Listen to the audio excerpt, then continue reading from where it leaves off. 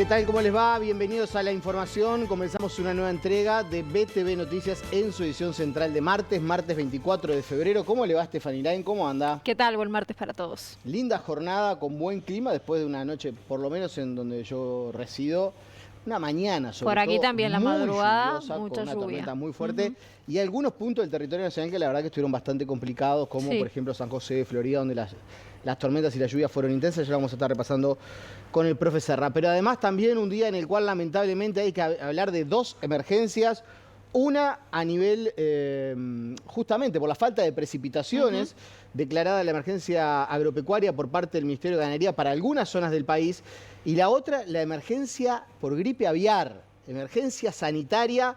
Vamos a estar dándole todos los detalles en minutos nada más. Mucha información para compartir con ustedes. Ya recibimos al profe José Serra para que nos adelante algo del estado del tiempo. Profe, llovió muchísimo, por lo menos aquí en la capital y en otros puntos del país. ¿Cómo le va? Muy bien, Estefanía y Nicolás, un saludo a todo el país. Así es, tuvimos precipitaciones aquí en Montevideo, por primera vez en 20 días, 67 milímetros, 67 litros por metro cuadrado.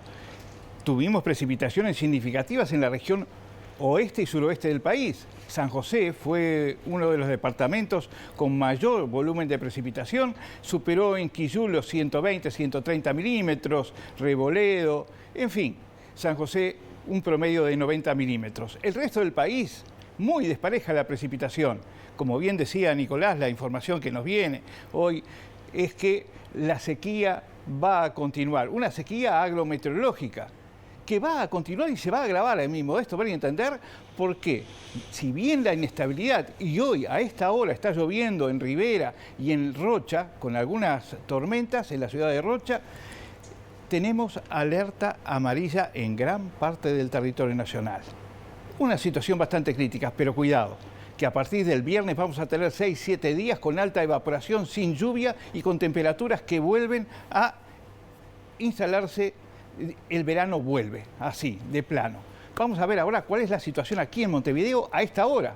En el área metropolitana estamos con cielos claros, inestable, 25 grados la temperatura, el viento es del suroeste a 13 kilómetros la hora, la humedad relativa 62% y la presión atmosférica 1005 hectopascales. O sea, un sistema de bajas presiones o ciclón cubre el territorio nacional. Así que esta es la situación. Y al final del informativo diremos cómo ha avanzado el tiempo y qué nos va a preparar para las próximas 72 horas. Muy bien, Gracias, profe. Gracias. Continúan las repercusiones tras la caída de alias El Mencho en México. Deli Lionel, ¿cómo estás? ¿Cómo están? Un saludo para ustedes y para la gente en casa. Es así, reina una tensa calma, según nos decían en esta jornada algunos uruguayos con los que tuvimos un intercambio. La pregunta está en qué pasará conforme avancen los días. Si el ejército podrá controlar la represalia que se puede llegar a dar en los próximos días por parte de quienes quedaron abajo ahora del líder del cártel La Nueva Generación allí de Jalisco. Bueno, vamos a estar hablando sobre eso. En otras informaciones, importantes inundaciones en Minas Gerais, en el sudeste de Brasil. 23 personas han perdido la vida, más de 400 se encuentran desaparecidas. Vean lo que son las imágenes que provienen desde la vecina orilla, desde Brasil, con la vehemencia del agua, en la que también arrastra los vehículos. Reiteramos, 23 personas muertas y más de 400 desaparecidas. Y en otras informaciones, se cumplen 4 años hoy de la invasión de Rusia a Ucrania. ¿En qué está el conflicto? Lejos de llegar a su fin, se lo contamos en un ratito nada más. Como siempre, esto y más en el segmento internacional. Gracias, Deli. Gracias, A ustedes. Adelantamos algo de lo que será el segmento deportivo con Juan Pablo Tamborini. ¿Cómo estás, Juanpi? ¿Cómo le va? ¿Cómo andan? ¿Todo bien? Todo bien. Bueno, semana previa del Clásico se acaba de confirmar algo que ya habíamos adelantado la semana pasada. Andrés Matonte va a ser el árbitro del Clásico del próximo día domingo. También tenemos el audio VAR sobre la polémica que existió en el partido en el cual Nacional le ganó a Progreso. ¿Qué dijeron los árbitros en el VAR y en cancha con relación a la mano que pedía Progreso de el hombre y el atacante tricolor Maximiliano Silvera? Eso por un lado. También vamos a estar escuchando la palabra del Indio Fernández y hablando del Clásico Quizá los últimos 2 jugadores que llegaron a Peñarol y a Nacional son titulares en el partido del próximo domingo en el Gran Parque Central. Goles uruguayos, la actualidad de la Champions, que puede tener una sorpresita en minutos nada más porque el actual vicecampeón está a punto de quedar eliminado en lo que tiene que ver con la fase previa a octavos de final. Así que mucho deporte para tener ya un poquito más adelante. Gracias, Juanpi. Si les parece, compartimos los titulares más destacados a esta hora. El gobierno decretó la emergencia sanitaria por gripe aviar. Además, se prohibió movilizar aves de traspatio y otras sin control. En la entrevista central recibimos al presidente de ACE, Álvaro Danza. El Partido Colorado pidió al gobierno que el tema seguridad pase a ser la primera prioridad y que los partidos políticos estén en sesión permanente. La planta procesadora de cebada en Paysandú, Ambev, enviará a partir del 1 de marzo a más de 100 trabajadores a tomarse licencias atrasadas y luego a seguro de paro por la parada de la fábrica.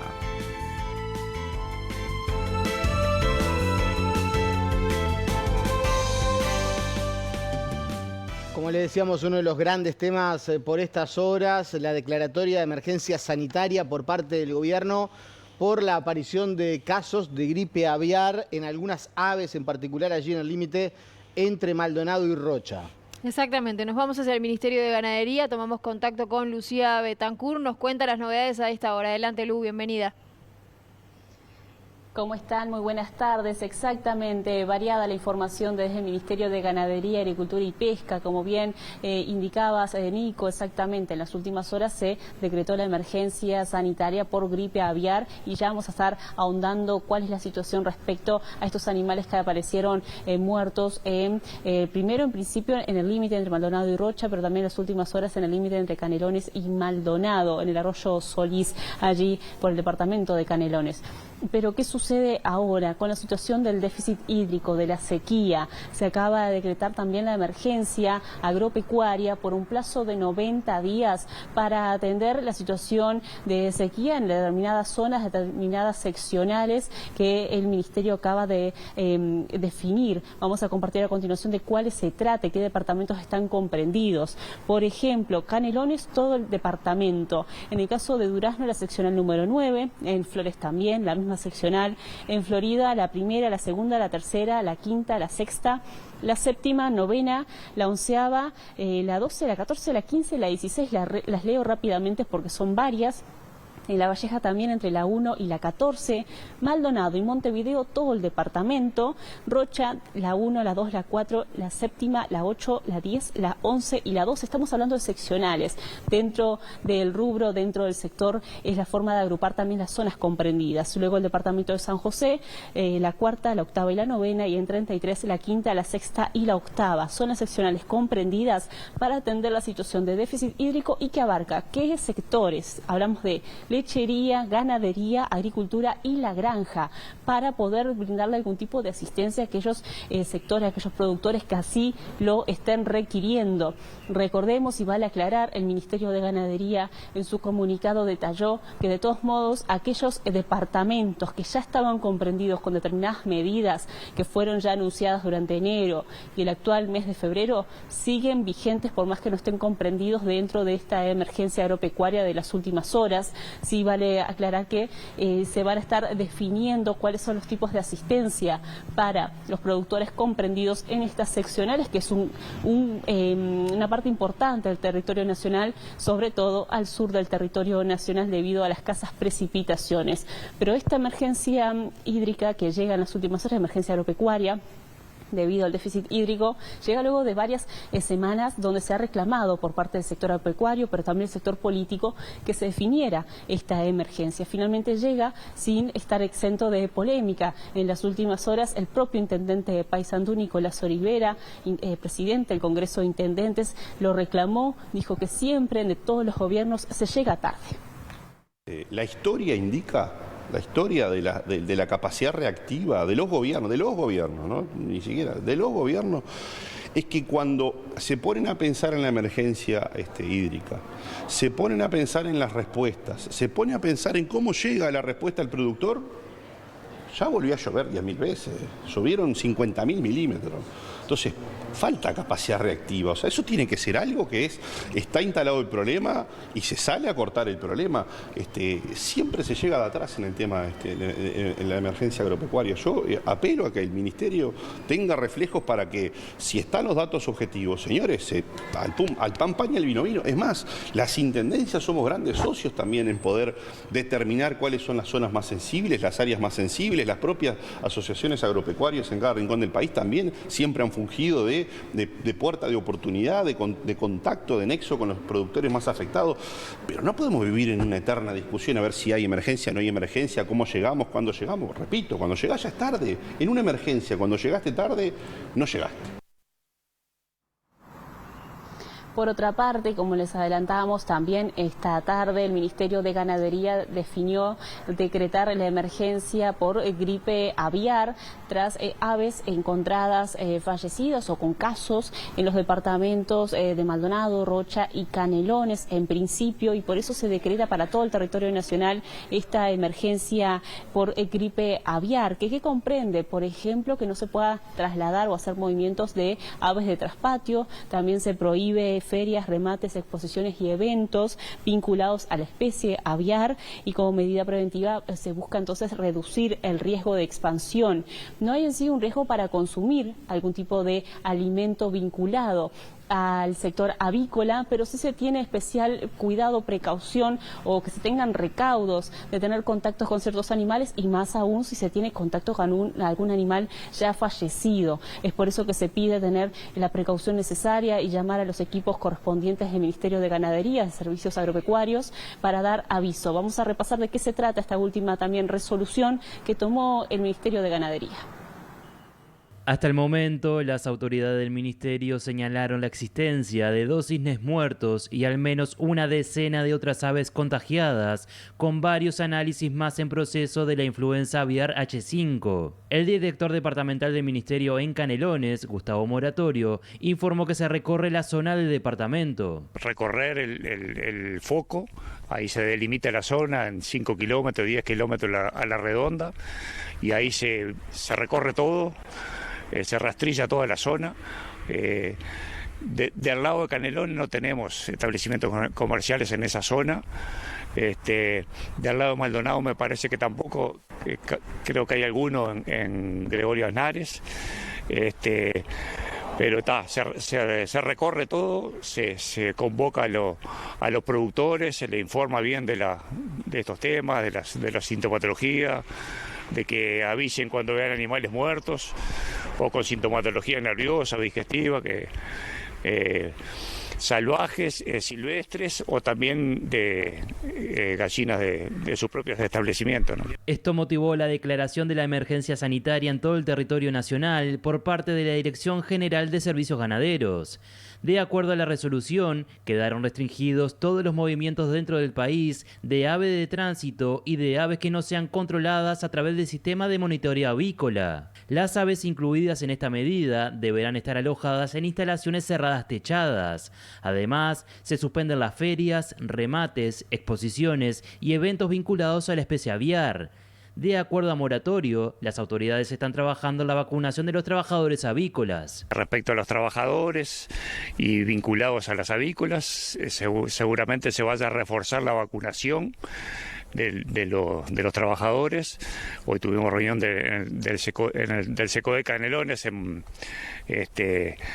esta mañana, y bueno, ahí estuvo presente el Ministerio de Salud Pública, y que planteó reforzar la vacunación de influenza en los trabajadores de estas avícolas.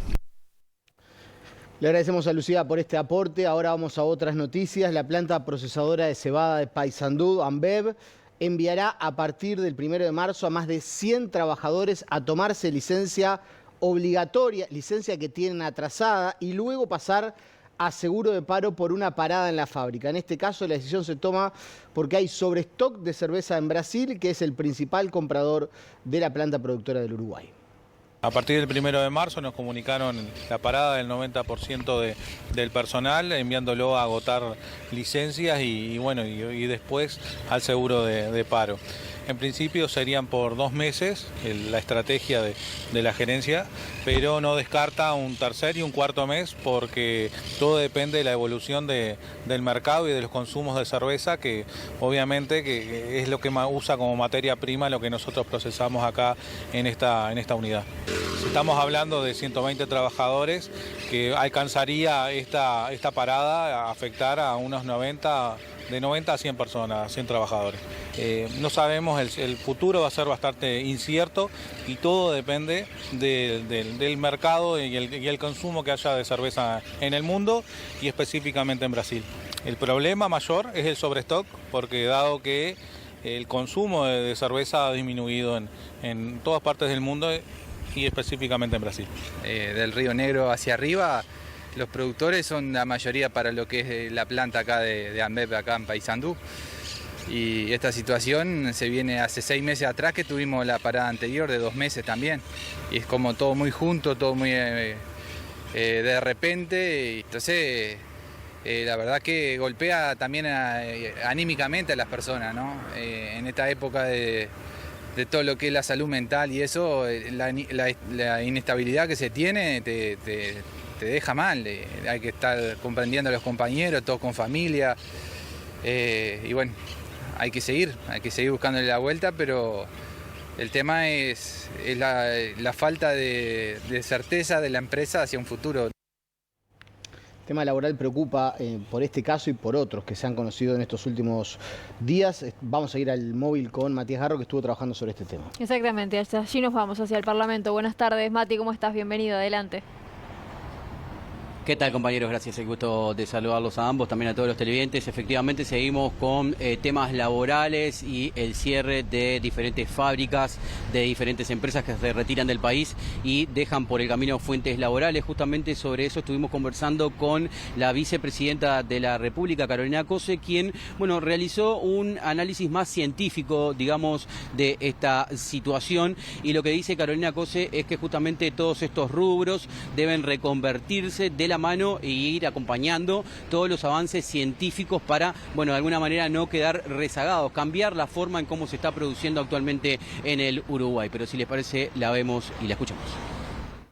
Eso tiene que ver de alguna manera con la estructura productiva que tiene el Uruguay y justamente para poder agregar más valor, los rubros tienen que irse transformando hacia más valor que tenga que ver con conocimiento, porque si no queda una estructura productiva con flancos muy débiles.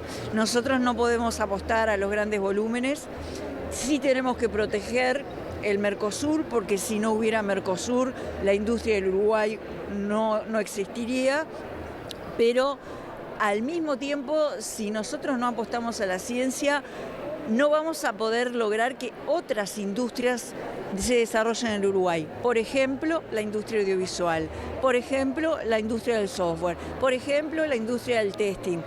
Todos los rubros de actividad están hackeados en un sentido, pero también con la promesa de enormes mejoras usando inteligencia artificial.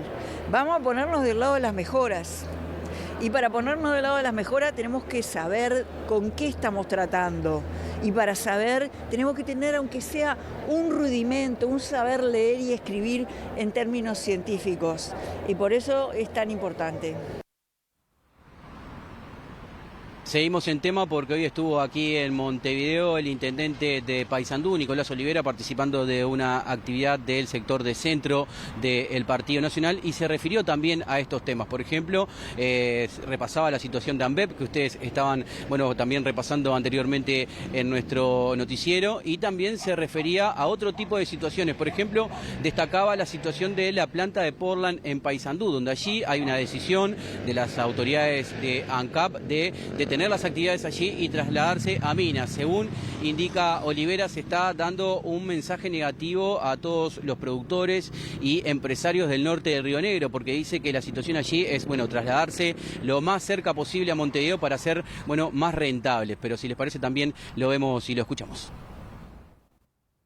El negocio del Portland viene siendo deficitario hace años, décadas quizás, ¿no?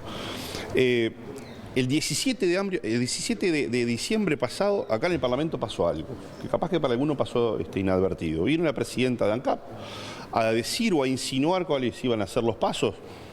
Creo que de buena forma decir no queremos perder más plata en el negocio del Portland, me parece bien. Pero dijo algo que para mí cala, que es un sincericidio, podríamos decir, que es: van a concentrar, van a sacar parte de la actividad que se lleva adelante en Paysandú y la van a pasar a Minas. Y una de las razones fue porque Minas queremos estar más cerca de los centros de consumo. En otras palabras, queremos estar más cerca de Montevideo para producir. ¿Por qué? Porque eso, si estamos más lejos, son otros costos.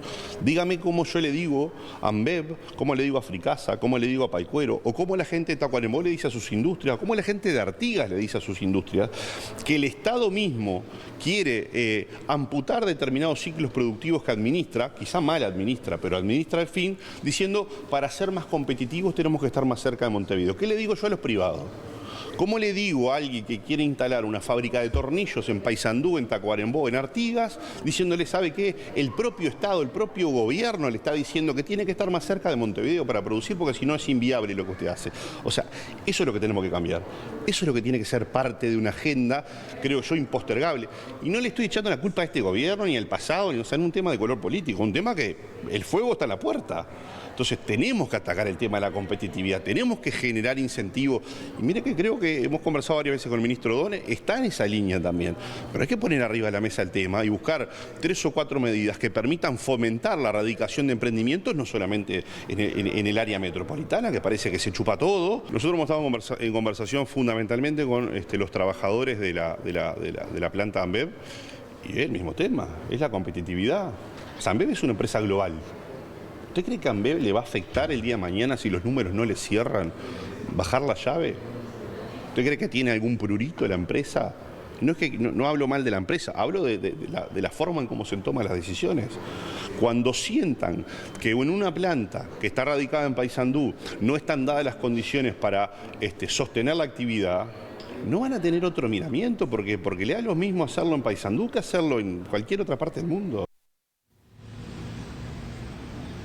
Bueno, como ustedes saben, tras lo ocurrido en la empresa Yazaki, el Poder Ejecutivo comenzó a avanzar en un proyecto de ley donde, bueno, lo que se establece es que las empresas, cuando tomen la decisión de cerrar, deben avisar con antelación al Poder Ejecutivo, allí, bueno, para poder mantener reuniones con la empresa, también con los trabajadores, los sindicatos correspondientes y ver cuál es la situación y encontrar una alternativa a esa decisión. Justamente se le consultó a Nicolás Olivera sobre esto y lo que dijo es que en vez de poner el foco en cómo avisarle a la gente con antelación de que se va a quedar sin trabajo, lo que se debe buscar es la alternativa de evitar que se pierda esa fuente laboral. Creo que la idea habla de cuán arrinconados estamos. Si el Uruguay, si el gobierno está pensando en el preaviso que nos tienen que dar para ver cuándo van a despedir los trabajadores, en vez de estar pensando en que no se despida a nadie, en vez de estar pensando en cómo radicar más y más emprendimientos en Uruguay y fundamentalmente en el interior también, o sea, habla de un daño que se quiere controlar. Yo quiero otra cosa para el país. Quiero otra cosa para mi país, para mi departamento, para todos los departamentos, sobre todo los más alejados de Montevideo y para la zona metropolitana también. Quiero que se pase al frente, quiero que la discusión la gobernemos nosotros, del cómo y dónde podamos instalar emprendimientos. Para eso obviamente hay que ponerse de acuerdo, ¿no? Pero la verdad no me parece oportuno empezar a hablar de ver que nos avisen cuándo van a ver y cuántos van a despedir, sino que decir, señores, que no se despida más nadie. Le agradecemos a Matías Garro por este aporte. Ahora avanzamos con otras informaciones. El Partido Colorado le pidió al gobierno que el tema de seguridad pase a ser prioridad y que los partidos políticos estén en sesión permanente. El senador Andrés Ojeda cuestionó que el gobierno tiene el foco puesto en otros asuntos. Los muertos se acumulan. Entonces, ¿dónde están las prioridades del gobierno? El prosecretario de Presidencia está en un raíz mediático electoral hablando de Cardama y todavía no mandó un proyecto de reforma del Código del Proceso Penal, que es mucho más importante. Entonces, yo creo que hoy, más allá de que la situación es acuciante, lo más preocupante que nos prende todas las alarmas es la adaptación, naturalización o desidia de parte del gobierno para con estos temas. No los veo preocupados, en alerta constante. No los veo diciéndole a la ciudadanía, mire que estamos trabajando en medidas urgentes para paliar esto. No puede seguir así. No, el discurso es, bueno, esto era de antes, no es de ahora, nadie lo puede arreglar. Bueno, no, eso no es así. Va un poco en consonancia con el discurso del ministro del arranque del periodo diciendo la guerra con el narcotráfico está perdida. Bueno, que tenemos que prender la tele y ver que hay una niña de 5 años baleada por un cruce narco y decir, bueno, qué lástima, son cosas que pasan. De ninguna manera. Por esa razón estamos alertando, pidiendo, reclamando que la seguridad pase a prioridad 1. Hoy evidentemente el gobierno se reunió con la fuerza política para establecer prioridades para el año 2016. Si en algún momento esto fue educación, educación, educación, hoy es seguridad, seguridad, seguridad. Y parafraseo Mujica, sin temor a equivocarme, seguridad, seguridad, seguridad. Salimos de este tema y vamos a otras noticias con la presencia del presidente de la República, Yamandu Orsi, y el expresidente de la República, Luis Lacalle Pou. Se realizó la presentación oficial de 2 aviones A-29 Super Tucano que fueron adquiridos por la pasada administración para reforzar la seguridad aérea de nuestro país. Las aeronaves van a fortalecer el control aéreo nacional. No solamente es necesario por los tiempos que corren, sino porque también significa un incentivo. Con la adquisición y la llegada de estas 2 primeras aeronaves A-29 Super Tucano, con lo que van a ser las sucesivas entregas, los radares, todo lo que va a conformar un sistema, en definitiva, que va a fortalecer además nuestras capacidades de respuesta ante situaciones complejas. Y además un incentivo profesionalmente hablando. Realmente para nosotros es un antes y un después, un salto tecnológico muy cualitativo, tener aeronaves de esta característica, con muchas capacidades, como bien manifesté, para las actuales amenazas que hoy tiene el país. Este es un avión ideal por el costo operativo que tiene y la facilidad que va a tener para poder interactuar con los sensores que la Fuerza Aérea tiene y que va a estar actualizando para tener un sistema robusto integrado por estas aeronaves, los radares y el personal que va a estar calificado para poder interactuar. La compra de estos aviones se hizo en 2024 por parte del gobierno de Luis Lacalle Pou, quien estuvo presente en la presentación de estas aeronaves, al igual que los exministros de Defensa Javier García y Armando Castañdebat. Esta instancia constituyó el primer encuentro entre el presidente Yamandu Orsi y el expresidente Lacalle Pou tras la decisión del actual gobierno de rescindir el contrato con el astillero español Cardama para la construcción de 2 patrullas oceánicas. Horas antes, Orsi había adelantado que ya hay al menos 5 empresas que ofertaron para construir las patrulleras que buscará tener Uruguay. El expresidente Lacalle Pou no realizó declaraciones en esta instancia. Momento de abrir la ventana al mundo. Exactamente, y como ya lo anunciábamos en el inicio de nuestro noticiero, continúan las repercusiones tras la caída del narcotraficante alias El Mencho. Es así, como decíamos en el comienzo del noticiero, reina una tensa calma en las últimas horas, a pesar de que los hechos de violencia por venganza se redujeron, según las autoridades, aún continúan en varios puntos del país. Los soldados fueron desplegados principalmente en Jalisco, estado del oeste de México, donde el domingo agentes de seguridad capturaron a Nemesio Ceguera, alias El Mencho, líder del cártel Jalisco Nueva Generación, con ayuda de información de inteligencia de Estados Unidos. La operación resultó en la muerte del narco mexicano más buscado de los últimos tiempos, por quien Washington ofrecía $15 millones. Las miradas están puestas en lo que puede pasar en los siguientes días con los integrantes del cártel que ahora buscarán liderarlo. Dardo Pérez, uruguayo radicado en Jalisco desde hace 50 años, nos cuenta cómo está México en las horas posteriores a la caída del Mencho.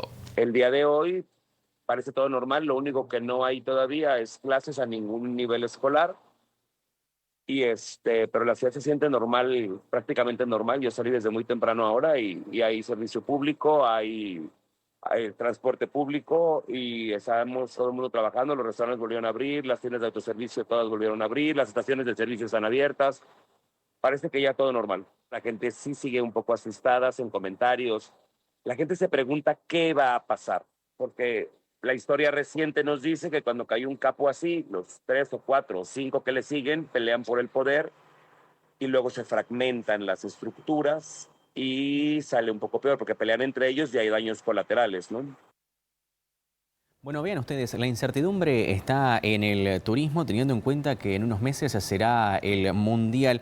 Hay 4 partidos que está previsto que se disputen en Guadalajara, en Jalisco, y hay autoridades mexicanas que piden que esos encuentros no se jueguen en ese lugar, sino que sean trasladados a otros lugares. Otras de las partes donde hay temor es en Cancún, y BTV Noticias habló con un uruguayo que allí se encuentra. La caída de El Mencho provocó afectaciones en el estado de Jalisco, incluidos Puerto Vallarta, Chapala y Guadalajara, así como en Baja California, Quintana Roo, Nayarit, Sinaloa, Colima, Guanajuato, Guerrero, Estado de México, Michoacán, Nuevo León, Oaxaca, Puebla, Querétaro, San Luis de Potosí, Tamaulipas, Veracruz y Zacatecas. Muchos de los turistas que llegaron al país fueron sorprendidos por el operativo de seguridad de la Policía Federal y por el efecto dominó que se suscitó posteriormente con la quema de vehículos, bloqueos en las carreteras, enfrentamientos con la policía y caos en los aeropuertos. Sebastián Bruno, uruguayo de visita en Cancún, contó cómo vivió el operativo y las horas posteriores a la caída del narcotraficante. Estábamos en el hotel, sí, no nos enteramos, la verdad, dentro del hotel es como que ellos cuidan bastante que no te enteres de nada, nos enteramos por redes. Y bueno, por los familiares nuestros que nos empezaron a preguntar un poco cómo estaba la cosa acá, si estábamos bien. Nosotros la verdad que no nos enteramos de nada. Hay como 2 versiones acá, ¿viste? Está la versión de lo que te dicen los operadores o en los hoteles, que te quieren como dar tranquilidad de que está todo bien y que puedes hacer los paseos igual. Y tal, pero digo, no. Después hablas con, por ahí, no sé, el del Uber, y te da otra visión. Hablas con la gente del hotel, con los playmakers o con los mozos, y te dicen que ellos, por ejemplo, salen de trabajar y se van y se quedan en su casa. Pero claro, ellos no viven acá en la zona hotelera, viven como más en la ciudad y bueno, tienen un poco de miedo de lo que pueda pasar, ¿viste? Están tratando de no estar mucho expuestos. Cambiamos de información ahora, vamos a hablar de Brasil. Lluvias torrenciales en el sudeste del país dejan 23 personas fallecidas y más de 400 desaparecidas. Se registraron hasta ahora 16 muertos en el municipio de Juiz de Fora y 7 en el de Ubá, en el estado de Minas Gerais. Según el último balance oficial de esta jornada, las intemperies provocaron que se desbordara un río, inundaciones y deslizamiento de tierra e impresionantes derrumbes de edificios que fueron grabados por los vecinos. El cuerpo de bomberos de Minas Gerais busca decenas de desaparecidos mientras algunos habitantes trataban de rescatar a sus familiares. El presidente Lula da Silva reconoció el estado de calamidad en Juiz de Fora, decretado en la madrugada por la alcaldesa ante la gravísima situación. Se cumplen 4 años hoy de la invasión de Rusia a Ucrania y ¿en qué está este conflicto lejos de detenerse? Tenemos imágenes para compartir, para hacer un repaso, para ilustrar en qué momento estamos. Bueno, la invasión de Rusia a Ucrania, 4 años, 1.800.000 bajas militares, 15.000 civiles muertos hasta el momento. Dentro de los civiles muertos, 763 niños, según datos de la ONU, 5.900.000 desplazados y el 19,4% del territorio ucraniano tomado por Rusia. ¿Qué es lo que ha pasado en estos últimos 4 años? Lo vamos a ver en la siguiente imagen. ¿En qué está el conflicto hoy en día? Bueno, negociaciones desde el año 2025, un cese de las hostilidades bajo el impulso del presidente de Estados Unidos, Donald Trump. Varias rondas en Estambul, Abu Dhabi, Ginebra, sin avances tangibles. Bueno, el problema clave es el territorio. Rusia quiere que las fuerzas ucranianas se retiren de zonas bajo su control. Kiev lo rechaza. Ucrania insiste en un alto al fuego lo antes posible. ¿Y qué es lo que dice Moscú? Bueno, se opone hasta que se establezcan las bases de un acuerdo duradero. Al cumplirse 4 años, los presidentes en cuestión se expresaron a través de las redes sociales. Vamos a comenzar por Ucrania. El dirigente ruso, mejor dicho, por Rusia. El dirigente ruso Vladimir Putin dijo no logró sus objetivos de guerra ni quebró a los ucranianos. Declaró en esta jornada el presidente Volodymyr Zelensky. En tanto, el portavoz del Kremlin, Dmitry Peskov, reaccionó diciendo que aún no han alcanzado plenamente todos sus objetivos militares, pero muchos se han cumplido y prometió que seguirán luchando hasta lograrlos. Bueno, hasta aquí el repaso de lo más destacado a nivel internacional a esta hora. Gracias. A ustedes, que pasen bien. Hacemos la pausa y después de la misma viene la entrevista. Exactamente, recibimos al presidente de ACE, Álvaro Danza. Ya venimos.